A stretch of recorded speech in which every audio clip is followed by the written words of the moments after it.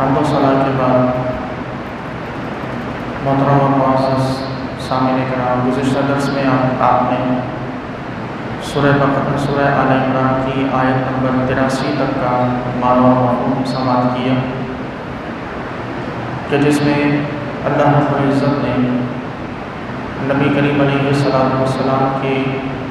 آمد اور آپ کی بعثت کے حوالے سے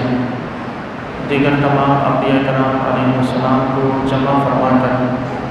ان سے حضور پر ایمان لانے اور حضور علیہ السلام کی مدد کرنے کے حوالے سے وعدہ دیا۔ پھر اس وعدے پر اللہ رب العزت نے تمام انبیاء کو گواہ بھی بنایا اور خود اپنے گواہ بننے کا اعلان بھی فرمایا، اور پھر اس کے بعد رب کائنات نے اس وعدے سے پھرنے والوں کو اللہ تبارک و تعالیٰ نے فاسق اور ظالم قرار دیا۔ مزید یہ کہ رب کائنات نے دین اسلام کے علاوہ اور کسی بھی دین کو، یعنی اللہ کے دین کے علاوہ اور کسی بھی دین کو اختیار کرنے والوں پر اللہ تبارک و تعالیٰ نے سخت وعید بھی نازل فرمائی۔ گزشتہ آیت میں رب کائنات نے یہ ارشاد فرمایا کہ اللہ کے دین کے سوا جو کوئی اور دین تلاش کرے تو یقیناً وہ اللہ تبارک و تعالیٰ کی بارگاہ میں وہ دین مقبول نہیں ہے۔ اب رہا یہ سوال کہ وہ اللہ کا دین کہ جس کے بارے میں اللہ نے ارشاد فرمایا کہ اللہ کے دین کے علاوہ کسی اور دین کا اختیار، تو یہ اللہ کا دین، اللہ تبارک و تعالیٰ کا دین کون سا ہے؟ اس کا جواب دیتے ہوئے گویا کہ رب کائنات نے اگلی آیت میں ارشاد فرمایا کہ اگر بالفرض یہ ابہام پیدا ہو کہ اللہ کے دین کے سوا اللہ کا دین اور کون سا ہے، تو قل آمنا باللہ، تو اے محبوب آپ فرما دیجئے آمنا باللہ، ہم اللہ پر ایمان لائے، وما انزل علینا، اور ان کتابوں پر ایمان لائے جو ہم پر نازل کی گئی، وما انزل علی ابراہیم، جو ابراہیم علیہ السلام پر نازل ہوئی، و اسماعیل، جو اسماعیل علیہ السلام پر نازل ہوئی، و اسحاق، اور حضرت اسحاق علیہ السلام پر نازل ہوئی، و یعقوب، حضرت یعقوب علیہ السلام پر، والاسباط، اور یعقوب علیہ السلام کی اولاد پر جو کتابیں نازل ہوئیں، وما اوتی موسیٰ، اور جو کچھ موسیٰ علیہ السلام کو دیا گیا، و عیسیٰ، جو کچھ عیسیٰ علیہ السلام کو دیا گیا، والنبیون من ربہم، اور ان کے علاوہ دیگر انبیاء کو ان کے رب کی طرف سے جو کچھ دیا گیا ہم اس سب پر ایمان رکھتے ہیں۔ لا نفرق بین احد منہم، ہم اللہ تبارک و تعالیٰ کے ان انبیاء میں سے کسی بھی نبی کے درمیان فرق نہیں کرتے، ونحن لہ مسلمون، اور ہم اسی کے اطاعت گزار ہیں۔ اس آیت مبارکہ میں اللہ تبارک و تعالیٰ نے سب سے پہلا جو لفظ ارشاد فرمایا، سب سے پہلا تو یہ سمجھنا چاہیے کہ اس آیت کا گزشتہ آیت سے کیا تعلق ہے۔ تو ایک تعلق کو یہ بیان کیا گیا کہ گزشتہ آیت میں چونکہ سوال اٹھایا گیا اور یہ کہا گیا کہ اللہ کے دین کے سوا کوئی دین مقبول نہیں، تو اس آیت میں یہ جواب دیا گیا کہ اللہ کا دین کون سا ہے، یعنی خدا کا دین یہ ہے کہ تمام کے تمام انبیاء پر ایمان رکھا جائے، اللہ تعالیٰ کی اطاعت کی جائے، اللہ تبارک و تعالیٰ پر ایمان رکھا جائے، تمام انبیاء پر جو کچھ نازل ہوا ان تمام چیزوں پر ایمان رکھا جائے۔ پھر رب کائنات نے آیت کا پہلا لفظ فرمایا کہ قل، محبوب آپ فرمائیے، اور اس کے بعد فرمایا کہ آمنا، ہم ایمان لائیں۔ اب یہ دو الگ الگ اور متضاد الفاظ ہیں کہ ایک طرف صرف واحد کا صیغہ ہے کہ محبوب آپ کہیے، اور اس کے بعد ہے کہ کیا کہیں، آمنا باللہ، ہم ایمان لائیں۔ ہونا یہ چاہیے تھا کہ یہ کہا جاتا کہ محبوب آپ فرمائیں آمنت باللہ، میں ایمان لایا اللہ پر، لیکن حضور سے فرمایا جا رہا ہے محبوب آپ فرمائیے کہ آمنا باللہ، ہم ایمان لائیں اللہ تعالیٰ پر۔ یہ اس بات کا ثبوت ہے کہ نبی کریم علیہ السلام تک اللہ تعالیٰ کے احکام جو پہنچتے ہیں ان احکام کو حضور امت تک پہنچانے میں واحد ہیں، یعنی اکیلے ہیں۔ آپ علیہ السلام اس امت تک اللہ کے احکام پہنچانے میں اکیلے ہیں، اس لیے حضور سے کہا گیا کہ محبوب آپ فرمائیے۔ اور ایمان لانا صرف حضور پر لازم نہیں بلکہ حضور کے توسط سے پوری کی پوری انسانیت پر ایمان لانا ضروری تھا۔ تو اس لیے پوری کی پوری انسانیت اور پوری امت کو جمع کر کے کہا گیا کہ آپ کی امت وہی ہے کہ جو یہ کہے کہ ہم اللہ پر ایمان لائیں اور جو کچھ اللہ نے نازل کیا ہم اس تمام پر ایمان لائیں۔ اس کے بعد اللہ تبارک و تعالیٰ نے یہاں واحد کا صیغہ اس لیے بھی استعمال فرمایا کہ واحد کا صیغہ عام طور پر تواضع، عاجزی اور انکساری کے لیے لایا جاتا ہے، اور جمع کا صیغہ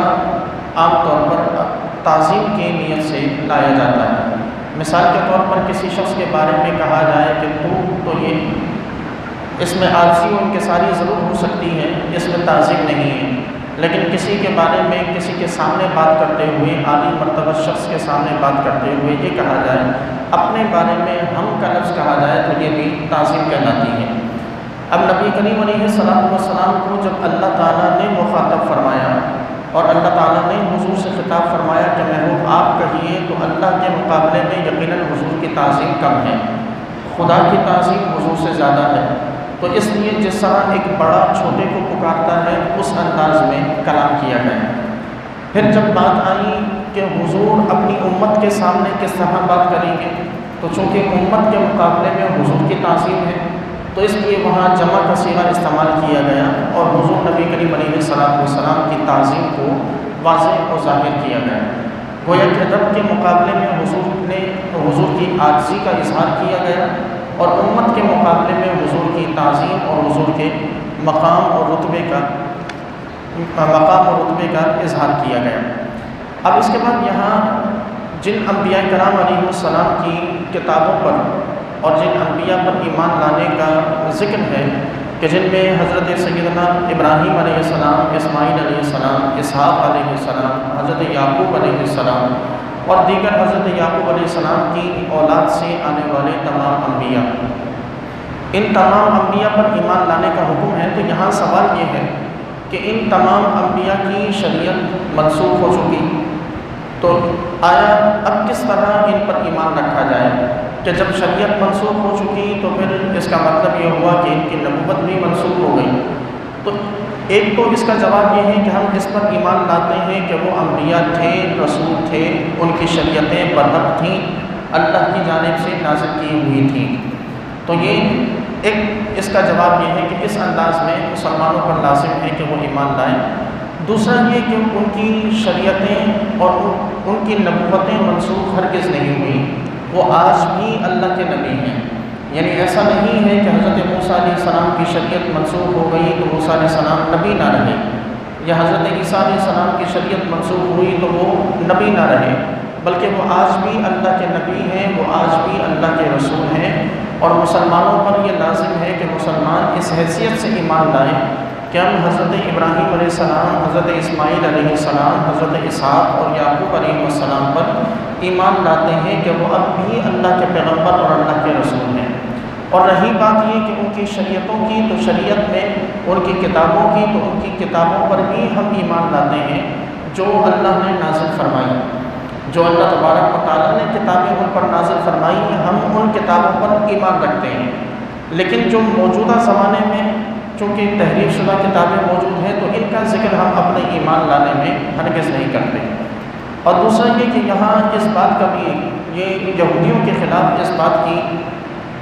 دلیل قائم کی گئی کہ یہودی کسی بھی طور پر اس دین پر نہیں ہو سکتے کہ جو اللہ چاہتا ہے،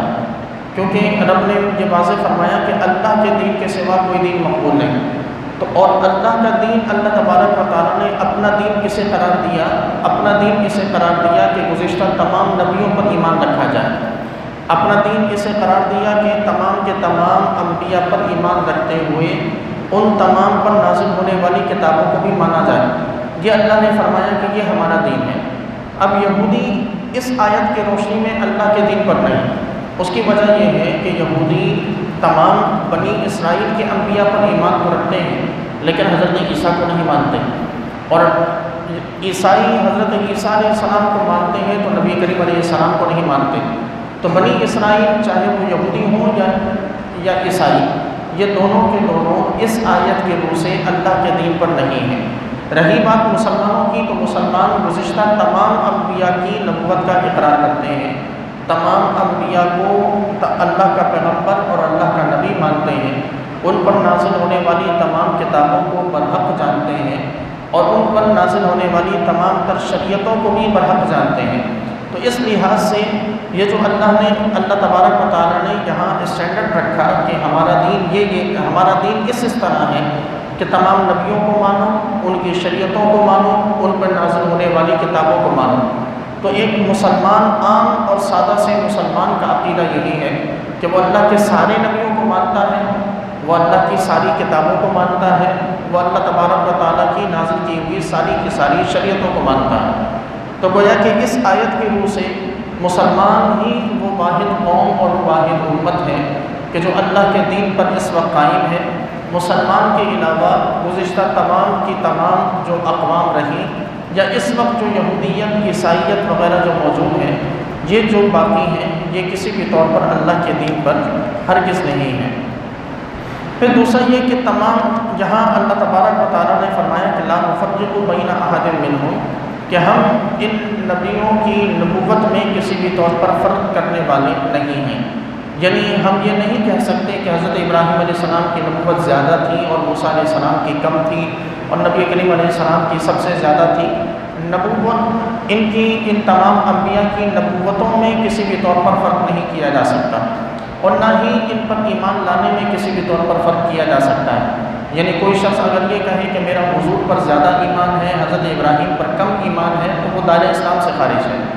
کوئی یہ کہے کہ میرا حضرت عیسیٰ علیہ السلام پر کم ایمان ہے، حضرت موسیٰ علیہ السلام پر تھوڑا سا ایمان ہے، تو یہ مسلمان کسی بھی طور پر نہیں کہلایا جا سکتا، کیونکہ مسلمان ایمان لانے میں کسی نبی کے درمیان فرق نہیں کرتا۔ ہمارا ایمان جس طرح حضور پر ہے،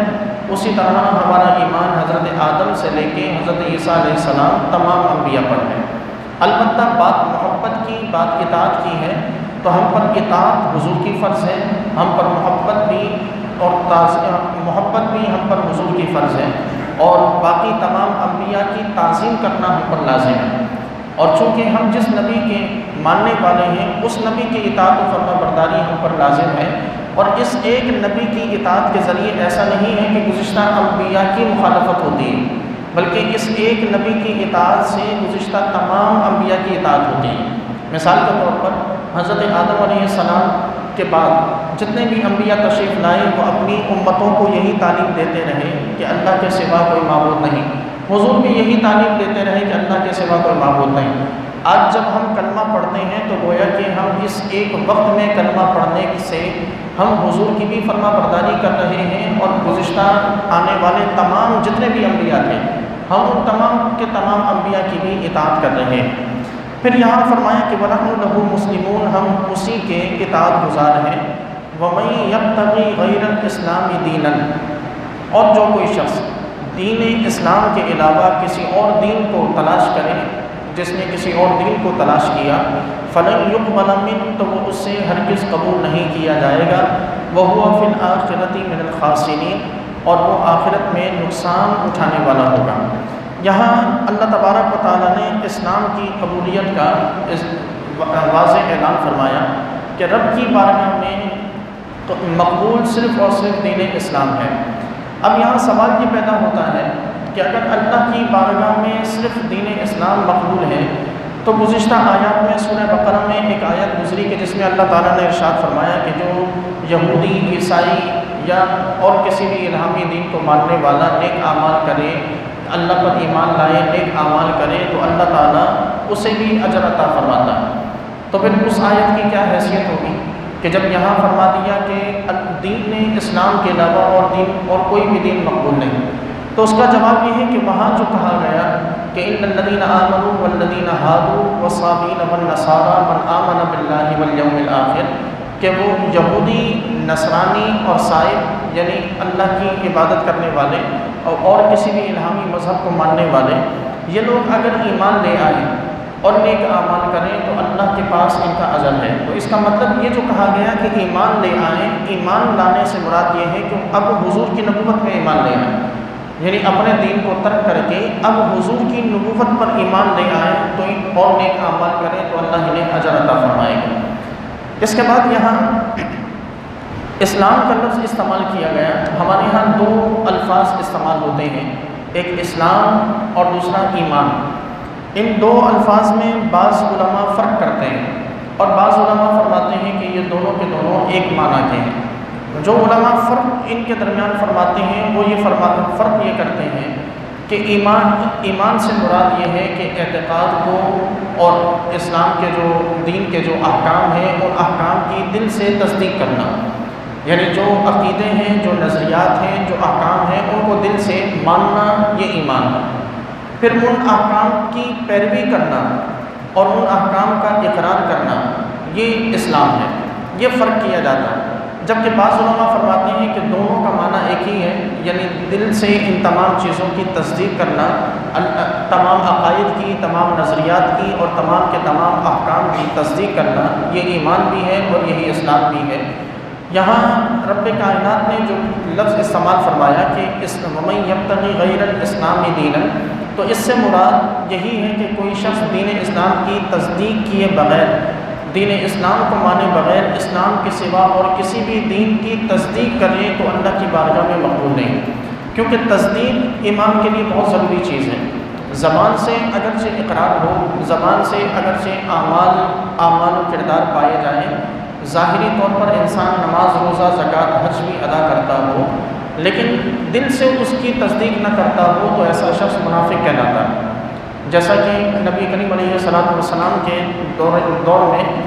مدینہ منورہ میں اس وقت منافقین تھے کہ جو حضور کے ساتھ مسجد نبوی میں نماز بھی پڑھتے تھے، آپ علیہ السلام کے ساتھ روزے بھی رکھا کرتے تھے، بعض اوقات انہوں نے جہاد میں بھی حضور کے ساتھ حصہ لیا، لیکن دل کی تصدیق نہ ہونے کی وجہ سے اللہ نے ایسے لوگوں کو منافقین کے نام سے یاد کیا۔ تو اس کا مطلب یہ ہے کہ دل کی تصدیق یعنی دل سے خدا کو ایک ماننا، دل سے اپنے آپ کو مسلمان جاننا، اللہ کے تمام احکامات کو صحیح ماننا اور قرآن کو اللہ کی کتاب اور نبی کریم علیہ السلام کو اللہ کا آخری رسول ماننا، یہ ضروری ہے۔ یہ سب سے بنیادی چیز ہے۔ اس کے بعد جب یہ تصدیق پائی جائے تو پھر اقرار ضروری ہے، پھر زبان سے اس پر عمل کرنا ضروری ہے۔ اگر دل سے تصدیق نہیں پائی گئی تو پھر آگے چل کر اس بنیاد پر کھڑی ہونے والی عمارت کھڑی کرنا بھی پھر ضروری نہیں ہے۔ یہاں فرمایا کہ فَلَن يُقْبَلَ مِنْهُ، کہ اس سے کسی بھی طور پر قبول نہیں کیا جائے گا، وَهُوَ فِي الْآخِرَةِ مِنَ الْخَاسِرِينَ، آخرت میں وہ نقصان اٹھانے والا ہوگا۔ كَيْفَ يَهْدِي اللَّهُ قَوْمًا كَفَرُوا بَعْدَ إِيمَانِهِمْ، اللہ اس قوم کو کیوں کر ہدایت عطا فرمائے کہ جو ایمان لانے کے بعد کافر ہو جائے، وَشَهِدُوا أَنَّ الرَّسُولَ حَقٌّ، اور وہ اس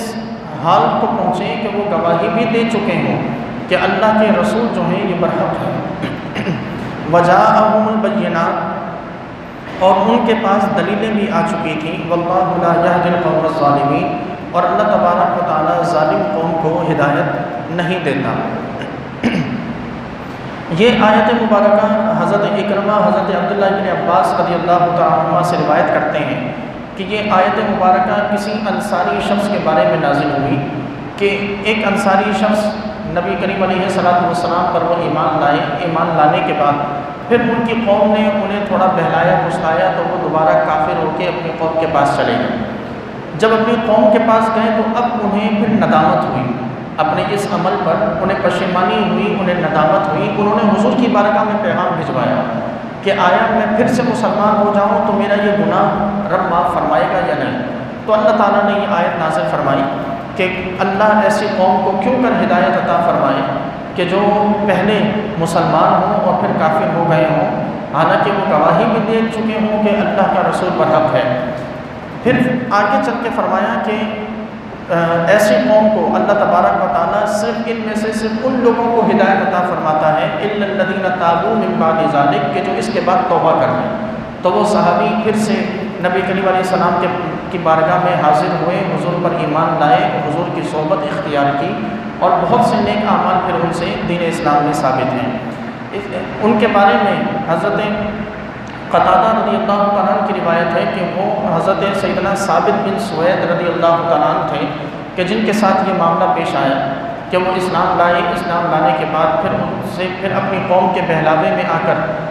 ان سے کفر صادر ہوا، وہ اپنی قوم میں واپس چلے گئے۔ پھر ان کی قوم میں سے جو لوگ مسلمان تھے، یہ آیت کے نازل ہونے کے بعد انہوں نے اس آیت کو حضرت ثابت بن سوید کو انہیں جا کر سنایا، تو یہ ثابت بن سوید نے یہ آیت سنی تو کہنے لگے کہ بالکل اللہ نے برحق کہا، اللہ کا رسول برحق ہے اور ہم سے غلطی ہوئی۔ پھر حضور کی بارگاہ میں حاضر ہوئے اور کلمہ پڑھ کر پھر سے مسلمان ہوئے۔ یہاں ہمارے لیے سمجھنے کی ضرورت ہے کہ یہ آیت مبارکہ بالخصوص تو ثابت بن سوید کے بارے میں نازل ہوئی، لیکن بالعموم بعض علماء کے نزدیک یہ آیت مبارکہ یہودیوں کے بارے میں نازل ہوئی۔ یہودی اور عیسائی کہ جو اللہ کی وحدانیت پر ایمان رکھتے تھے، لیکن اس کے بعد انہوں نے حضرت عیسیٰ کی عبادت کر کے، عیسائیوں نے حضرت عیسیٰ کی عبادت کر کے اللہ کے ساتھ شریک ٹھہرا دیا۔ اسی طرح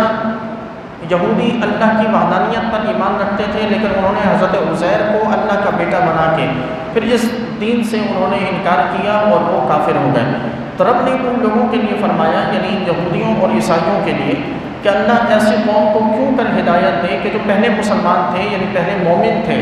اللہ کو مانتے تھے، گواہی دیتے تھے کہ اللہ کے سوا کوئی معبود نہیں اور رسول برحق ہے، اور پھر اس کے بعد تمام دلیلیں آنے کے بعد، اپنی تمام گواہیوں کے بعد انہوں نے حضرت عزیر کو اللہ کا بیٹا بنا کے اللہ کا شریک کر دیا، اور عیسائیوں نے حضرت عیسیٰ کو اللہ کا بیٹا بنا کے اللہ کا شریک ٹھہرا دیا۔ فرمایا کہ اولئک جزاؤہم ان علیہم لعنۃ اللہ، کہ ان ایسے لوگوں کی سزا یہ ہے کہ یہ ان پر اللہ کی لعنت ہے، والملائکۃ، فرشتوں کی لعنت ہے، والناس اجمعین، اور پوری کی پوری دنیا کے تمام لوگوں کی ایسے لوگوں پر لعنت ہے۔ خالدین فیہا، یہ اس لعنت میں ہمیشہ رہیں گے۔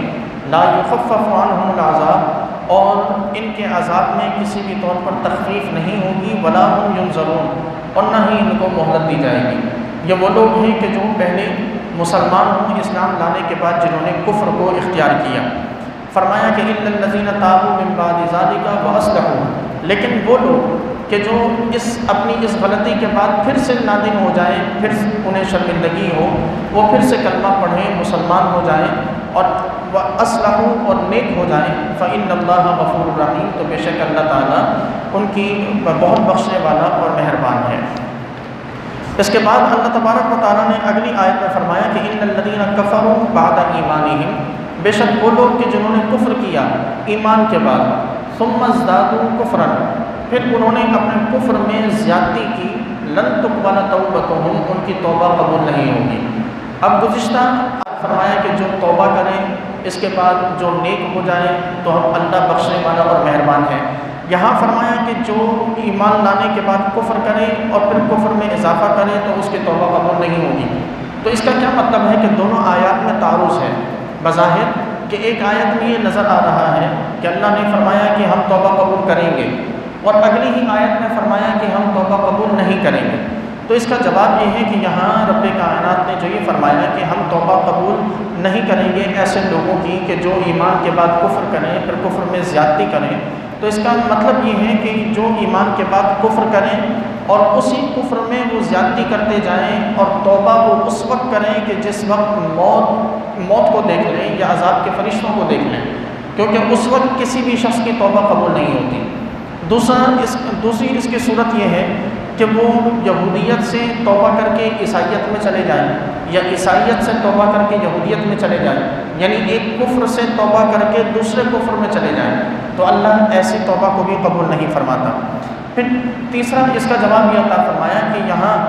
کفر پر مرنا یہ توبہ کے قبول نہ ہونے کا سبب ہے، یعنی وہ شخص کفر پر مر گیا تو اب اس کے بعد اس کے لیے جتنی بھی توبہ طائب کی جائے، اس کے بعد اس کے لیے جتنی مغفرت کی دعائیں کی جائیں، رب ان مغفرت کی دعاؤں کا اسے کسی بھی طور پر کوئی بدلہ یا کسی بھی طور پر کوئی فائدہ نہیں عطا فرماتا۔ یہاں یہ بھی سمجھنا ضروری ہے کہ اللہ تبارک و تعالیٰ کا یہ فرمان کہ ان الذین کفروا بعد ایمانہم، تو اس سے ہمارے لیے یہ واضح ہے کہ انسان کسی بھی طور پر اپنے اعمال کو خود پیدا کرنے والا نہیں ہے، انسان اپنے افعال کا خالق نہیں ہے، تمام افعال کا خالق اللہ تبارک و تعالیٰ ہے۔ تو گویا کہ جب انسان یہ طے کرتا ہے کہ اس نے کفر کرنا ہے تو اللہ تعالیٰ کفر کو پیدا فرماتا ہے، جب انسان طے کرتا ہے کہ اس نے نماز پڑھنی ہے تو رب اس کے لیے نماز کو پیدا فرماتا ہے۔ اب انسان کس طور پر جواب دہ ہے؟ کیونکہ جب کفر کو، نماز کو، روزے کو، زکوٰۃ کو، ہر کام کو پیدا کرنے والا خدا ہے تو انسان سے پھر جواب دہی کیوں ہے؟ تو اس کا جواب یہ ہے کہ انسان ان تمام معاملات میں جواب دہ اس لیے ہے کہ یہ اختیار کرنے کا جو اختیار تھا وہ اسے تھا، یعنی ان میں سے اس نے ارادہ جو کرنا ہے، نماز پڑھنے کا ارادہ کیا تو اللہ نے نماز کو پیدا فرمایا۔ نماز پڑھنے کا ارادہ ہی نہ کرے، اس پر وہ اللہ کی بارگاہ میں جواب دے گا۔ انسان اسلام قبول کرنے کا ارادہ کرے تو رب اس کے لیے اسلام پیدا فرمائے۔ اب وہ اسلام قبول کرنے کا ارادہ ہی نہ کرے تو اللہ تبارک و تعالیٰ کی بارگاہ میں پھر جواب دہ ہے کہ اس نے اسلام کی قبولیت کا ارادہ کیوں نہیں کیا، یا نماز کا ارادہ کیوں نہیں کیا، یا نیک اعمال کا ارادہ کیوں نہیں کیا۔ یہ دراصل ایک بہت ہی بڑے گمراہ فرقے معتزلہ کا رد یہاں موجود ہے کہ ان کے نزدیک انسان، اللہ تبارک و تعالیٰ انسان کے افعال کا خالق نہیں ہے، انسان اپنے افعال کا خود خالق ہے۔ وہ کافر اپنے کفر کو خود پیدا کرتا ہے اور مسلمان اپنے اسلام کو خود پیدا کرتا ہے، جبکہ ہمارا عقیدہ یہ ہے کہ تمام کے تمام افعال کا خالق اللہ ہے، اور کاسب یعنی ان اعمال کو کرنے والا وہ انسان ہے، اور انسان کے لیے رب اس کی نیت اور اس کے ارادے کے مطابق افعال کو پیدا فرماتا ہے۔ پھر ان افعال کو اختیار کرنے یا نہ کرنے کی وجہ سے انسان اللہ تبارک و تعالیٰ کی بارگاہ میں جواب دہ ہوتا ہے۔ پھر فرمایا کہ وَأُولَٰئِکَ هُمُ الضَّالُّونَ کہ یہی لوگ گمراہ ہیں۔ تو یہاں سوال یہ پیدا ہوا کہ یہ لوگ، صرف یہی لوگ گمراہ کیسے ہیں کہ جو ایمان لانے کے بعد کفر کریں، بلکہ گمراہ تو اور بھی سارے کے سارے کافر ہیں۔ تو اس کا جواب یہ ہے کہ یہ وہ گمراہ ہیں کہ جن کی گمراہی پر مہر لگائی جا چکی، اور یہ بدترین گمراہ ہیں۔ یعنی ایک وہ شخص ہے کہ جس نے کبھی بھی اسلام قبول کیا ہی نہیں تھا، وہ اپنی جگہ گمراہ ہے، اور اس سے بدترین گمراہ وہ شخص ہے کہ جو اسلام قبول کرے اور پھر کافر ہو جائے۔ تو اس لیے یہاں فرمایا کہ یہی لوگ گمراہ ہیں۔ آگے ارشاد فرمایا ان الذین کفروا کہ بے شک وہ لوگ کہ جنہوں نے کفر کیا، وماتوا وهم کفار اور کفر کی حالت میں مر گئے، فلن يقبل من احدهم ملء الارض ذهبا کہ ان میں سے اگر کوئی شخص روئے زمین کو بھر کر سونا صدقہ کر دے تو اللہ کی بارگاہ میں قبول نہیں ہوگا۔ وَلَوِ افْتَدَىٰ بِهِ اور وہ پوری کی پوری زمین کو سونے سے بھر کر بھی صدقہ کر دے، رب کی بارگاہ میں مقبول نہیں۔ أُولَٰئِكَ لَهُمْ عَذَابٌ أَلِيمٌ انہی لوگوں کے لیے دردناک عذاب ہے۔ وَمَا لَهُم مِّن نَاصِرِينَ اور ان کا کوئی بھی مددگار نہیں ہے۔ اس آیت میں کافروں کے نیک اعمال کے لیے احکام واضح ہیں۔ نبی کریم علیہ السلام سے سوال کیا گیا کہ یا رسول اللہ، زمانہ جاہلیت میں ایک شخص تھا ابن جدعان نام کا، کہ جو بڑا ہی سخی قسم کا شخص تھا، کہ جو لوگوں کو کھلاتا پلاتا تھا، لوگوں کی غریبوں کی مدد کرتا تھا، صدقات کرتا تھا، لوگوں کی مدد، ہر صورت میں لوگوں کی مدد کرتا تھا۔ تو کیا اس کی ان تمام اعمال کا اسے کوئی ثواب، اسے کوئی بدلہ ملے گا؟ حضور نے فرمایا کہ نہیں۔ اس کی وجہ یہ ہے کہ وہ کفر پر تھا، اور اس نے ایک مرتبہ بھی یہ نہیں کہا کہ اے میرے رب قیامت کے دن میری بخشش فرمانا۔ تو یہ واضح ہے کہ آج کافر کوئی بھی کتنا ہی بڑا ڈونیٹ کیوں نہ کرتا ہو، کتنا ہی بڑا ڈونر کیوں نہ ہو، وہ کتنے ہی لوگوں پر وہ صدقات کرتا ہو، لوگوں پر مال کو لٹاتا ہو، خرچ کرتا ہو، اسے ذرہ برابر بھی قیامت کے دن ان چیزوں کا بدلہ نہیں ملے گا۔ نبی کریم علیہ السلام فرماتے ہیں کہ اللہ کی بارگاہ میں ایک کافر حاضر ہوگا، رب تعالیٰ اس کافر سے یہ ارشاد فرمائے گا کہ ذرا یہ سوچ کہ اگر آج کے دن پوری زمین کو بھر کر تجھے سونا دے دیا جائے اور تو اس سونے کا کیا کرے گا؟ تو کافر یہ عرض کرے گا کہ پروردگار، میں وہ سونا تیری بارگاہ میں اپنے فدیے کے طور پر دے دوں گا کہ تو وہ سونا رکھ کے مجھے عذاب سے بچا لے، مجھے عذاب سے نجات دے دے۔ تو رب ارشاد فرمائے گا کہ یہ جو آج تم کرنے کا سوچ رہے ہو، اس سے کئی گنا آسان چیز ہم نے دنیا میں تم سے مانگی تھی، اور وہ دنیا میں ہم نے تم سے کیا چیز مانگی تھی کہ تم نے صرف یہ کہنا تھا کہ خدا کے سوا کوئی معبود نہیں۔ یہ زمین بھر کر سونا یہ دینا مشکل ہے، اس کے مقابلے میں توحید کا اقرار کر لینا یہ آسان ہے۔ طرف فرمائے گا کہ قیامت کے دن اللہ فرمائے گا کہ دنیا میں جو چیز ہم نے تم سے مانگی تھی وہ کئی گنا آسان تھی، تم نے وہ کام نہیں کیا، تو آج اس کام کا بھی تمہیں کوئی اجر یا کسی قسم کا کوئی بدل نہیں دیا جائے گا۔ تو ہمیں ہمارے یہاں لوگ بالعموم دھوکہ کھاتے ہیں، اور ایسی کوئی بھی شخصیت کے جو کفر پر قائم ہو اور وہ اگرچہ مسلمانوں پر اپنا مال لٹاتا ہو، وہ مسلمانوں پر خرچ کرتا ہو، مسلمانوں کے ساتھ اچھے سلوک اور اچھے اخلاق کے ساتھ پیش آتا ہو، مسلمانوں کی فریاد رسی کرتا ہو، اس کی تمام تر خدمتیں اپنی جگہ، رب ان تمام اچھے اعمال کا بدلہ اسے دنیا میں دے دے گا، اور یہ دنیا میں ہی اس کا بدل ہے کہ مسلمانوں کے دلوں میں اس کی عزت ڈال دی گئی۔ لیکن یہ یاد رکھیں کہ ان اعمال کی وجہ سے اس کی عزت ہے، اس کی شخصیت کی عزت نہیں کی جائے گی۔ جس کسی نے کسی کافر کی عزت اس کے کافر رہتے ہوئے کی، وہ شخص بھی دائرہ اسلام سے خارج ہے، کیونکہ کافر کی اہانت کرنا ہم پر لازم ہے، کافر کی توہین کرنا مسلمان پر فرض ہے، اور جو شخص کافر کو عزت دے دے تو گویا کہ اس نے کفر کو عزت دی اور اسلام کی توہین کی، تو ایسا شخص دائرہ اسلام سے خارج ہے۔ تو اس لیے ہمیں لامحالہ یہاں احتیاط کرنے کی ضرورت ہے کہ کسی بھی شخص کو، کسی بھی کافر کو ہم نے عزت نہیں دینی۔ ہاں، وہ جو اچھے اعمال کر رہا ہے، آپ ان اچھے اعمال کی تعریف کر سکتے ہیں۔ مثال کے طور پر اس نے کسی غریب کی مدد کر دی تو یہ ضرور کہا جا سکتا ہے کہ اس نے یہ اچھا کام کیا، یہ ضرور کہا جا سکتا ہے کہ اس نے فلاں اچھا کام کیا، اس نے فلاں اچھا کام کیا، لیکن یہ نہیں کہا جا سکتا کہ یہ بڑا بہترین یا بڑا معزز قسم کا شخص ہے، یا میرے دل میں اس کی عزت بڑھ گئی ہے۔ جو شخص کسی کافر کے بارے میں یہ جملہ کہے کہ میرے دل میں اس کافر کی عزت بڑھ گئی ہے، وہ اپنا اس پر لازم ہے کہ پھر سے کلمہ پڑھے، کیونکہ وہ اپنے ایمان سے ہاتھ دھو بیٹھا ہے۔ یہاں یہ بھی ہمیں جاننے کی ضرورت ہے کہ اسی طرح کسی بھی کافر کو دیکھ کر، کسی بھی کافر کی اس قسم کی امداد کو دیکھ کر یہ دھوکہ نہ کھایا جائے کہ یہ کافر مسلمان کا مخلص ہے، کیونکہ گزشتہ تمام کی تمام جتنی آیات آپ نے سماعت کی، جتنا درس آپ نے سماعت کیا، یہ جو آگے سماعت کریں گے، ان تمام بھی یہ واضح ہے کہ کفر کسی بھی طور پر اسلام کا ہمدرد نہیں ہو سکتا۔ کفر اور اسلام یہ دونوں ایک دوسرے کی ضد ہیں، اور کبھی بھی دو ضدیں ایک ساتھ جمع نہیں ہو سکتی، کبھی بھی دو ضدیں ایک ساتھ ایک جگہ پر قائم نہیں رہ سکتی، بلکہ ان کا آپس میں مقابلہ ہے، اور جہاں مقابلہ ہو وہاں محبت نہیں پائی جاتی۔ تو اس لیے کبھی بھی کسی بھی کافر کا کسی مسلمان پر احسان یہ نہ سمجھا جائے کہ کافر کسی طور پر مسلمان کے ساتھ مخلص ہو سکتا ہے، بلکہ جب کبھی بھی اسے موقع ملا وہ اس احسان کا بدلہ 2 گنا نہیں بلکہ 100 گنا ضرور لے گا۔ تو اس لیے یہاں ہمیں یہ سمجھنے کی ضرورت ہے۔ پھر دوسرا فرمایا کہ یہاں یہ بھی واضح ہے کہ کسی کافر کا سونا، کسی بھی کافر کا زندگی بھر میں اگر اس نے پوری زمین کو بھر کر، سونے سے بھر کر خرچ کر دیا ہو غریبوں کی مدد میں، اسے فائدہ نہیں ملے گا۔ اس معنی کا اگر ہم تھوڑا سا اسے عمومیت کی طرف لے کر جائیں تو یہ ثابت ہوتا ہے کہ کوئی مسلمان اگرچہ پوری زندگی صدقہ نہ کر سکے اپنی مفلسی کی وجہ سے، اپنی غربت کی وجہ سے پوری زندگی اگرچہ وہ صدقہ نہ کر سکے، اس کی زبان سے صرف کلمہ لا الہ الا اللہ کا جاری ہونا یہ اس کی بخشش کے لیے کافی ہے۔ کیونکہ یہاں جہاں یہ مفہوم ثابت ہو رہا ہے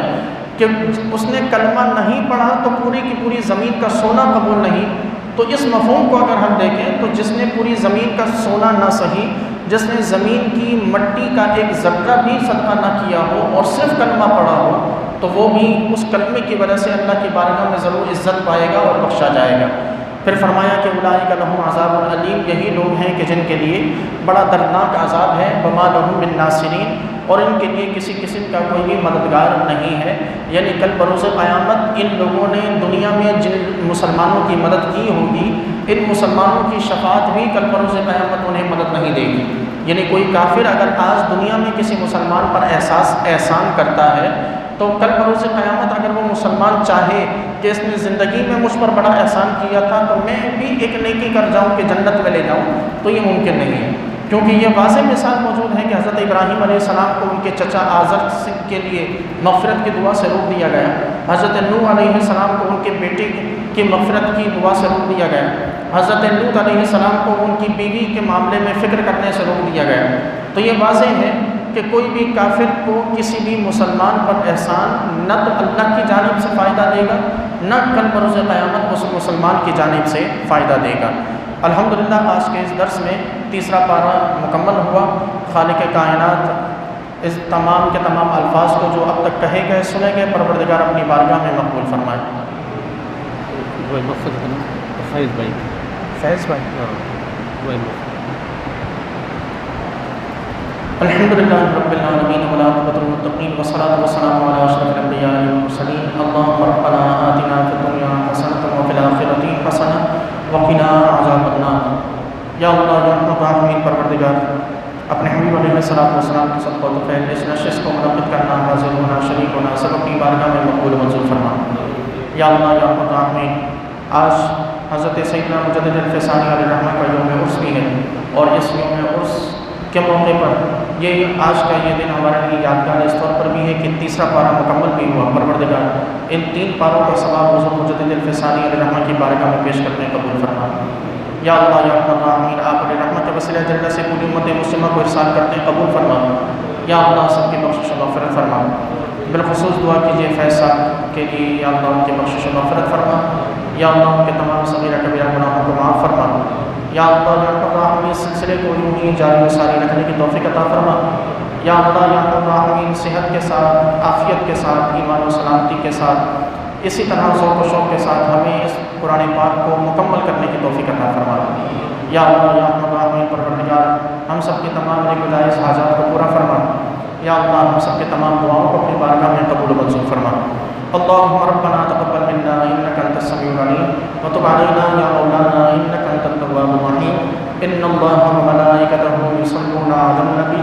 يا ايها الذين امنوا صلوا عليه وسلموا تسليما اللهم صل على سيدنا ومولانا محمد وعلى ال سيدنا ومولانا محمد وبارك وسلم صلاة وسلام عليك يا سيدي يا رسول الله سبحان ربك رب العزة عما يصفون وسلام على المرسلين والحمد لله رب العالمين۔